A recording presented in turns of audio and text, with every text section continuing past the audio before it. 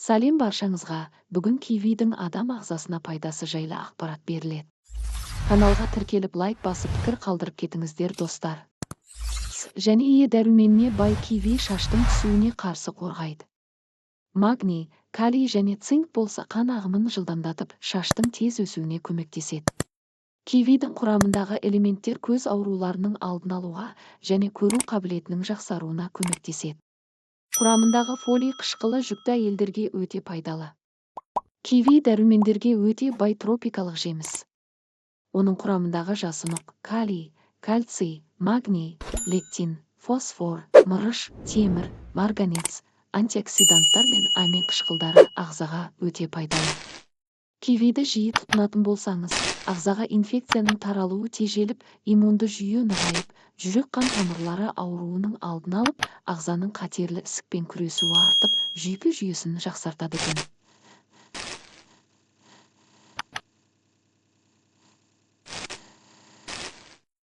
Басқа жемістерден айырмашылығы, киви консервілеген кезде еш бұзылмайды.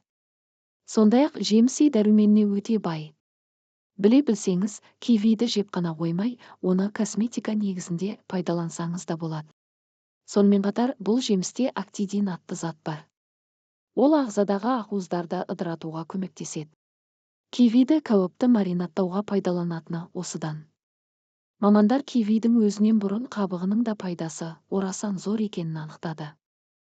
Себебі кивидің қабығында антиоксиданттар көп кездеседі. Ол терідегі натрий затын сыртқа шығаруға көмектесетін таптырмас құрал. Сондықтан киви қабығын тастап жібермей, одан маска жасап пайдалансаңыз бетіңіздің терісі балғын күйге енеді.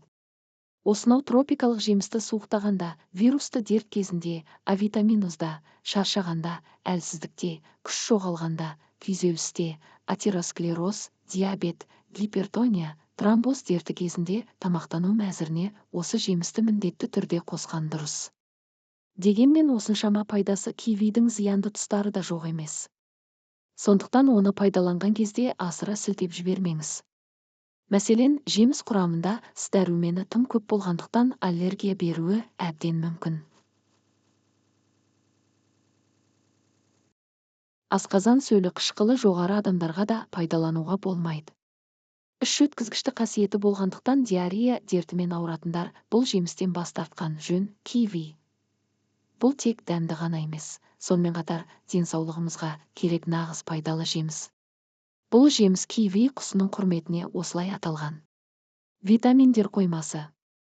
Орта пішінді 2 киви С витаминінің тәуліктік нормасын 230-ға өтейді. Бұнда апельсинге қарағанда дәрумен мөлшері 2 есе көп. Ал С витамині иммундық жүйені ынталандырады, стресске және жасқа байланысты процестерге қарсы тұруға көмектеседі.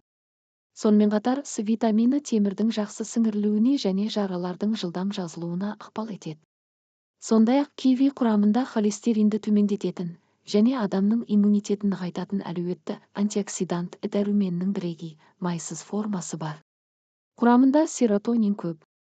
Киви жемісінде серотониннің өте көп болуы бұл жемісті ас қорыту және жүрек тамыр жүйесі үшін өте пайдалы етеді.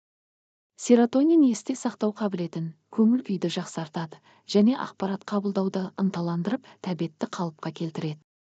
Сонымен қатар, серотонин тез және ауыртпалықсыз оянуға ықпал ете отырып, ұйқыны сапалы және сандық түрде жақсартады. Құрамында магний мен калий бар. 2 кивиде шамамен 30 мың магний бар, ал бұл жүйке мен бұлшықеттердің жұмыс істеуі үшін маңызды зат. Сондай-ақ киви калийге бай, онда калий мөлшері бананға қарағанда 2 есе көп. Ал кивиді үнемі тұтыну қан қысымын реттейді, инсульт және бүйрекке тас жиналу қаупін төмендетеді, сондай-ақ остеопороз бен жүрек қан тамырлары ауруларының алдын алуға көмектеседі. Таңғы аста 1 киви жеу қанды сұйылтатын аспирин секілді тиімді.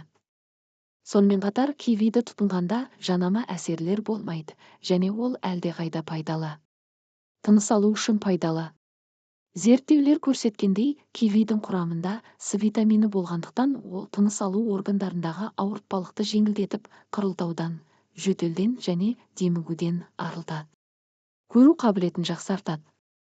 Кивидің құрамында жасқа байланысты болатын көру қабілетінен айырылуға жол бермейтін фитохимиялық лютеин бар.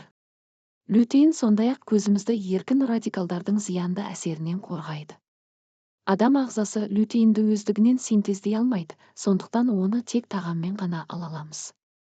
Сондай-ақ кивидің құрамында зеаксантин бар, ал ол заттың жетіспеушілігі көру қабілетіне кері әсер етеді. Киви туралы көбісі біле бермейтін деректер.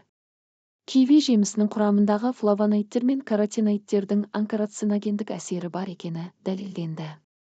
Олар дыңқыны тотықтанудан қорғайды және рак клеткаларының пайда болуына жол бермейді. Кивиді өз денсаулығы мен сымбатына назар аударатындай жақсы бағалайды. Оның құрамында калория аз және май жоқ. Дегенмен киви ас қорыту жүйесінің қалыпты жұмыс істеуі үшін қажетті талшықтарға бай. Сонымен бірге киви жүкті әйелдер үшін қажетті жеміс, оның құрамында жатырдағы қан жасушаларын өндіруге қажетті фолий қышқылы өте көп. Бұл экзотикалық жеміс еркектерге пайдалы. Кивидегі амин қышқылдардың аргинині импотенцияны емдеу мен алдын алуда қолданылады. Кивидің қандай зияны бар? Кейбір адамдарда киви аллергиялық реакция тудыруы мүмкін. Көп жағдайда кивиді тым көп мөлшерде жейтін адамдарда дененің түршігуі және аллергияның әртүрлі түрлері дамиды. Киви қаншалықты пайдалы болса да, осы жемісті асыра пайдалануға болмайды. Киви жемісін көп жеу ісінуге, ал кейбір жағдайларда анафилаксияға әкелуі мүмкін.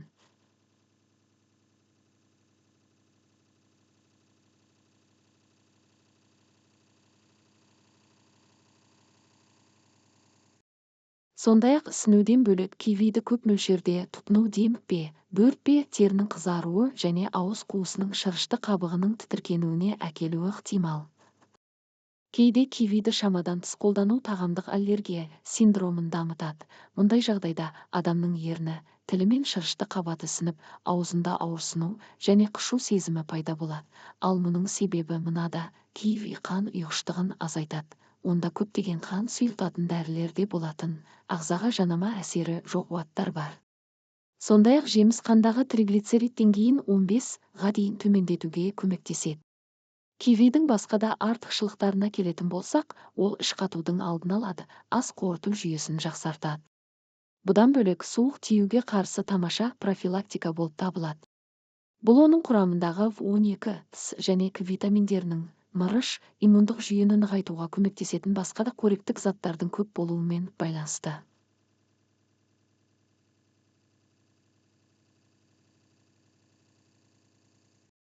Міне достар, кивидің пайдасы жайлы ақпарат берілді. Каналға тіркеліп лайк басып пікір қалдырып кетіңіздер.